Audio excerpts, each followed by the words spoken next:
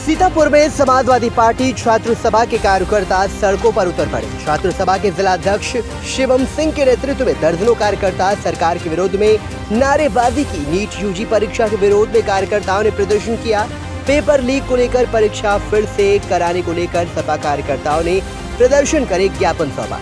कहा कि भाजपा सरकार में पेपर लीक की समस्या जस की तस बनी हुई है, जिससे युवाओं का भविष्य खराब होता जा रहा है। देखिए, नीट यूजी की परीक्षा के परिणाम घोषित होने के बाद छात्रों के बीच में जो बेहद असमंजस की स्थिति है और छात्र लगातार इस चीज़ को कि सरकार के ऊपर आरोप लगा रहे हैं कि परीक्षा में धांधली हुई है, पेपर लीक हुआ है।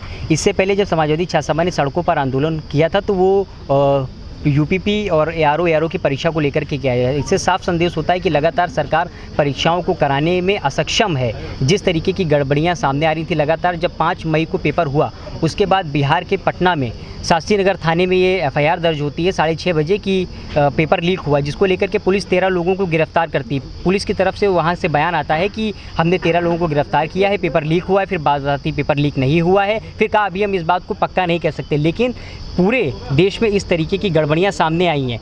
पूरे देश में 24 लाख से अधिक लोगों ने इस परीक्षा को दिया।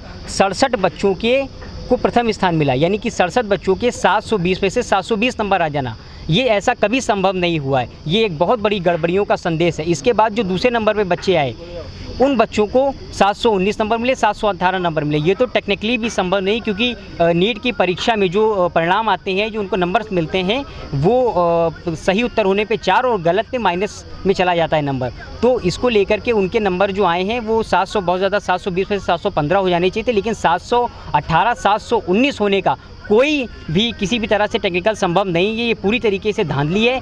ये जो नतीजा है, ये परिणाम है, ये 14 जून को आने चाहिए थे, लेकिन जानबूझ करके मिल करके 4 जून को घोषित कर दिया, क्योंकि जिस दिन देश में लोकसभा चुनाव के परिणाम आ रहे थे वो चाह रहे थे कि उसके बीच छात्रों की आवाज़ दब जाए। ये बहुत बड़ा स्कैम है, जिसके पीछे सरकार की साजिश है। युवाओं के भविष्य को बर्बाद करने के लिए समाजवादी छात्र सभा ने आज संघर्ष किया है, जन आक्रोश मार्च को निकाल करके अपनी आवाज़ को बुलंद किया है, ज्ञापन सौंपा है। हमारी मांग है कि जो दोषी हैं उन पर कठोर से कठोर कार्रवाई हो, इसकी सीबीआई जांच हो, इस परीक्षा को रद्द करके फिर से परीक्षा कराई जाए ताकि छात्रों का हित हो सके। अगर परीक्षा दोबारा नहीं कराई जा सकती है तो समाजवादी पार्टी इससे बड़ा आंदोलन सड़कों पर करेगी, और इतना बड़ा आंदोलन करेगी कि उसकी आवाज़ दिल्ली तक जाएगी। समाजवादी पार्टी अखिलेश यादव।